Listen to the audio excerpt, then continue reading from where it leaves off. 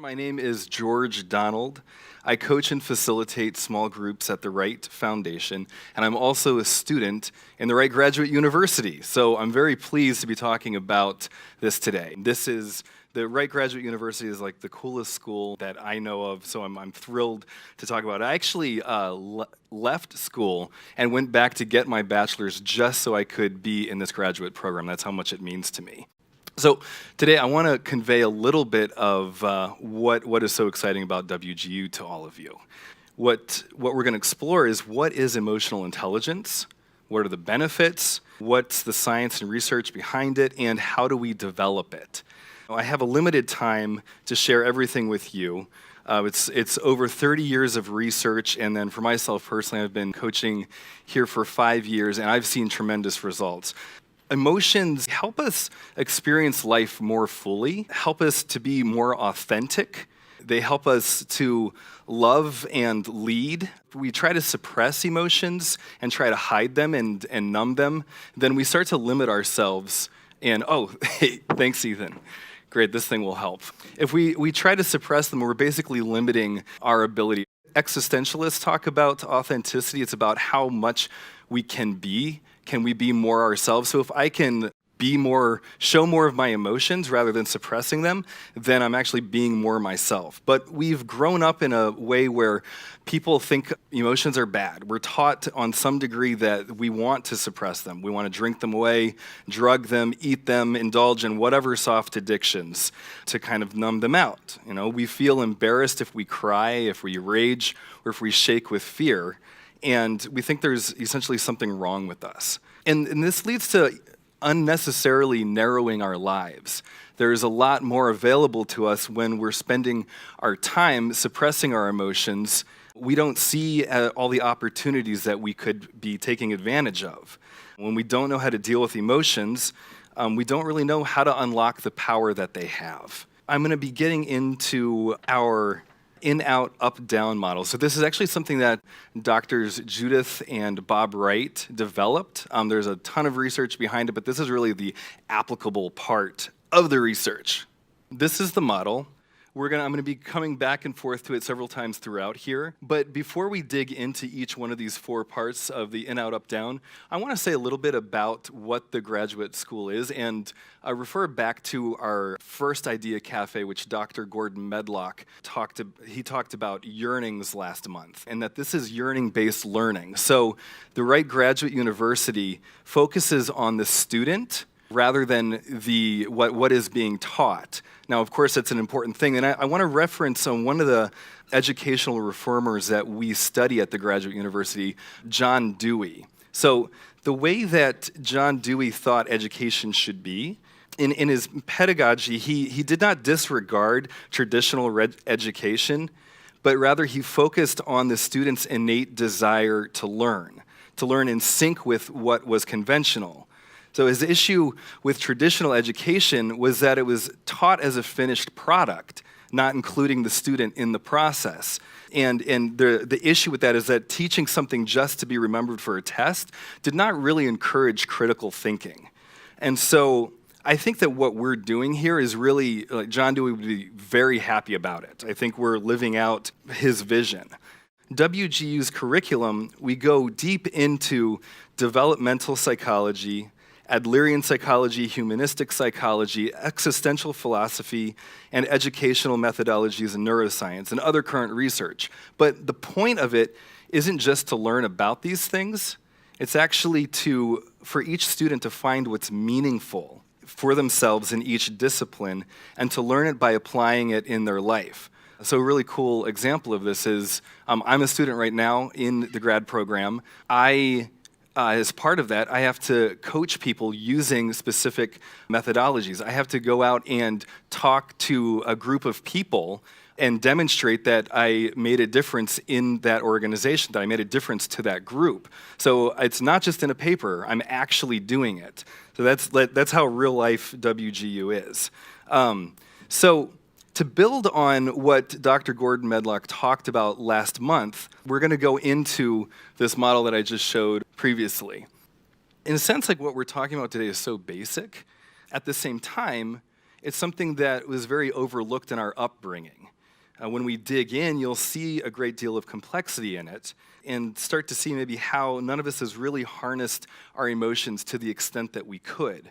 And we've had a lot of practice suppressing instead of a lot of practice using our emotions. So when we're looking at this, I want you to be thinking about how you could be using this even right now or in a conversation that you're going to have later today. How could you apply this to your life? Okay, so let's start with this model. It helps with emotional self-awareness, emotional self-regulation, emotional self-motivation, empathy, and in nurturing relationships. This part of it. So this is, when we're talking about it's how in touch am I with what's going on inside of myself? Am I able to identify with other people, their experiences, etc.? Taking in, can I feel things deeply? Can I make decisions guided by emotions? This is really a big one for me. I'm kind of a people pleaser historically, and so being able to pay attention to what I'm feeling informs what I think about a situation. I think a lot of times I would just agree with things, nod my head, say yes, yes, sure, sure, sure, but it wasn't like anybody was really there. And so by learning to develop the skill of feeling my basic emotions, then that starts to let me know what I actually think about whatever the conversation is. So I can actually start showing up in a conversation. Then we're going to move to out. This is the out part. So this has to do with taking what you're feeling and giving it out to the world, to express what's really going on for you. Think about it. Do the people around you know what you're thinking? Do they know what you're feeling? Are you able to communicate what you're feeling beyond just words? So it's not, you can think about like transmitting data, but do other people really get a sense of the importance of what you're talking about? Do they know that it matters to you? When we talk about pushing out emotions using this part of the model, it's how much can you flow with your feelings? Do you allow yourself to be known and to connect with other people? I'm thinking about like somebody who may have, you have the thought that like they're a very deep thinker. They may sit alone a lot, and nobody really knows what's going on for them if they're not able to share their inner world with people. So there's that part of this model. Now I want to move to the up section. With up, this is sort of like, can you boost your emotions when you need to? You can think about just sort of the level of your emotional state at any given moment. Is it something that you can uptick? You totally can. If you start to focus on it, this thing actually has a big deal to do with intensifying life, enjoying things more. If I'm kind of numbing out, then I'm not experiencing as much. People aren't experiencing as much of me. So I can actually choose to uptick, to alert myself to what's happening. And this helps connecting more with others. And it has a lot to do, too, with recognizing more possibilities. So if I'm pushing myself up, allowing myself to experience more, then I can take in more. I can see more opportunities that I wouldn't have been seeing before. To reference back to the existential definition of authenticity, if I'm upregulating, some people might say things like, oh, it's just not my personality. Well, to be kind of alive and engaged with people around. It doesn't mean going off the handle, being like super. Actually, that's a really good thing about. I used to be very, very entertaining, but I wouldn't say that I was really there, really engaging with other people. So I could get attention, but I wasn't making contact with people. So this part of it is kind of being able to share more of what's really going on with a person. In sharing more of the emotions, that actually helps you be more authentic. I want to go into down. This does not mean suppressing your emotions. This doesn't mean suppressing your aliveness. What this means is what's your ability to soothe yourself. So, if I'm in a scary situation or something, am I able to, thank you, yes, down-regulate. Right now, down-regulate. And so there's some cool stuff behind this. So when we start getting overstimulated, literally we start to see the world around us as more negative. If you're in a meeting or something, all of a sudden your classmates or your colleagues, you could start to see them as like out to get you. Well, by being able to take a deeper breath, be like, kind to myself and self-regulate that way to down-regulate, I can actually kind of be more present to what's happening, and things that might have been neutral that I was turning to negative, now I can just see as like, oh, it's just neutral, no big deal. So it's a great way to help yourself stop freaking out. I want to underline again that it does not mean avoiding emotions, it just means tending to yourself. We're going to dig in a little bit deeper now into some of the neuroscience and childhood psychology behind this model. One person who we study, scientist, lecturer, author, and speaker Joe Dispenza. So he brings to light how thoughts create reality. He writes that paying attention, concentration, and observation is a skill, just like tennis or golf. It's something that we can improve if we keep practicing. Our consciousness is what manipulates the brain to produce the mind. Our consciousness is what produces what we're seeing, how we think about the world. So what this means is, we can get caught in a loop of what we're thinking and feeling, and then that's all of a sudden my reality. But And when we're there, we can't really think of another way to get out of that, or another way out of that moment. That's just sort of what reality is. And we can keep repeating the same actions, essentially, and creating our personality, creating the way that we understand the world. So if we want different results, we can start by noticing ourselves. So again, in these 4 points of, okay, where am I at right now in this conversation, in this meeting, whatever, by noticing my in, out, up, down, I'm already starting to shift my consciousness, and I can start to control where I want to go, how I want to see the world, and how I want to influence things. I want to refer to author and professor of psychology, Daniel Siegel. So he demonstrates that we can change our brain using our mind. Our mind is like the environment for our brain. We can change one by changing the other. He says, the mind is a self-organizing process of a complex system, a human life. Our minds organize things, and the way that organization happened was formed in early childhood. And so, as I'm going about my day, the way that I'm seeing things was created a long, long, long time ago. So we can change the structure of our brain by monitoring our mind. So I'm going to share a little clip with you, and in this, just keep in mind, like think about yourself and yourself as a child, and how you were formed this way. You can be thinking about, your grandparents, your mother, your father, and what that was like when you were a little kid. So let's go ahead and watch this little video. And the still face experiment, what the mother did was she sits down and she's playing with her baby, who's about a year of age. I'm like a girl.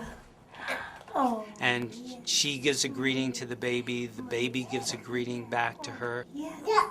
This baby starts pointing at different places in the world, and the mother's trying to engage her and play with her.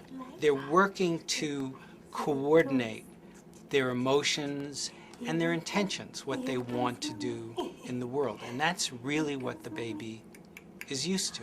And then we ask the mother to not respond to the baby. The baby very quickly picks up on this. And then she uses all of her abilities to try and get the mother back. She smiles at the mother. She points because she's used to the mother looking where she points.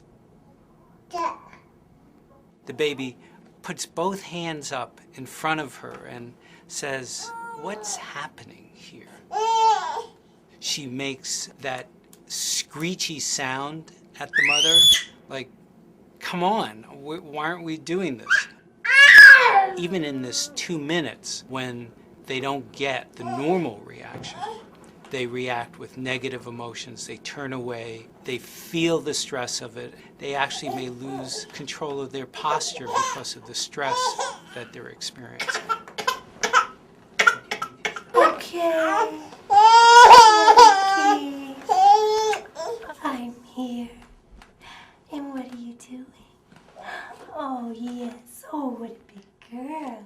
So that's got to be number, 200, 300 time of watching that, and it is still just as upsetting as it was the first time. I know I see you, you're like, oh! So, and you can see the full range of emotions there, and when I'm watching that, I'm thinking about how I was responded to as a child, and how I developed my in, out, up, down, what my normal stasis is. And so I wanted to share that, to share kind of where this comes from, and some of the research that goes into this. So John Bolby, he was a British psychologist, psychoanalyst. He ultimately changed the way that we in the West at least raise children. It used to be that you would separate your kids from the parents. They didn't spend a lot of time there, and he saw big issues with this. He dedicated his life to researching this and ultimately changing the way that parenting happens. In her book, Hold Me Tight, Dr. Sue Johnson describes an experiment that was developed by Bolby and his colleagues. And again, keep staying with that model. Keep staying with this and thinking about how you typically engage in a situation as I talk about the next few things here. So in this experiment, they call it the strange situation. A researcher invites a mother and a child into an unfamiliar room. After a few minutes, the mother leaves the child alone with the researcher, who tries to offer comfort if needed. 3 minutes later, the mother comes back in, and the separation and reunion are repeated once more. What they found in this study was that the kids who could calm themselves when they were left alone by the mother, when the mother came back in, they noticed, that woman is more responsive. She's warmer. She tends to them more. When there was angrier kids, they had unpredictable behavior. And sure enough, they noticed that, the moms of those kids tend to be colder, more dismissive, not really seeing the child. And so John Bolby actually theorized that this was true for adult relationships as well. And Sue Johnson continued that research on, and we use more of that in our graduate university. But where that's leaving us now is with this in, out, up, down model. I can be noticing when I'm in a room with people, when I'm in a conversation, that, I used to engage, I used to kind of downplay myself here. I used to just not really notice what I was feeling, because that was how I learned to attach to myself in the first place. And the more that I start to shift how I attach to myself, then the more emotionally present I am, first with myself and then with other people. Even like right now as I'm talking, I'm noticing that I'm doing this. I'm like literally down-regulating, calming myself, and making contact with you. I'm literally thinking about my grandfather, who's a secure attachment figure for me, as I'm talking right now, as a way to soothe myself. So this is a sort of thing that like anybody can be doing anytime. Once we start thinking about it, we can shift how we experience ourselves and the world around us. So I want to run over the benefits quickly again of emotional intelligence, using it in your life. When you have more emotional facility available to you, you can soothe yourself in scary situations. You can cultivate more friendships with people. You're able to share more interest and amusement with other people. You can take things in more deeply, like music. You can calm your blood pressure. You can hit a reset button. If you're having a terrible day, it doesn't have to stay that way. You can notice what you're feeling. Again, it's not by suppressing it. It's by noticing it and choosing what you do with your emotions. You can reset your day. So This is just a little bit of what we get into at the Graduate University. We offer graduate level certificate degrees and programs in emergence coaching and transformational leadership. We focus in the master's program on creating a redemptive narrative. So just to kind of like run back over what we've been through today, so we went back to our childhood, how our relationship to our emotions, how our relationship to the world was formed. And then throughout the course, you're actually doing that for yourself using all of the research, all of the material. You're developing, reframing your personal story, creating the narrative that you want, and that's part of this program. And then we also have doctoral level dissertations, where you develop yourself more as a scholar practitioner in the field that you're in. So, there's women who focus on what that means to be a mother, digging in at a doctoral level of that, business owners.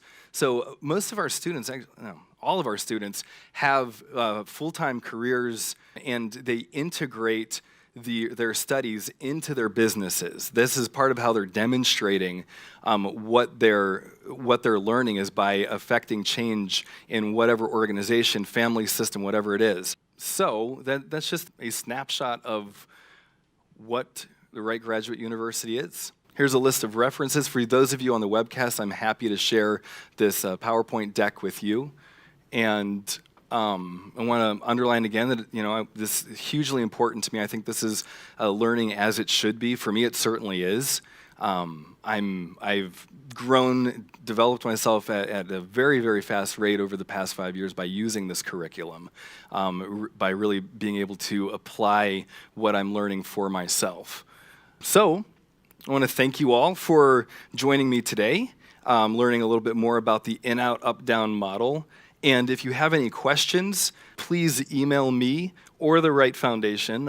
You can see my email there if you're online. You can contact us at thewrightfoundation.org. And I look forward to any questions, any comments that you have coming in. Thank you again. Cheers.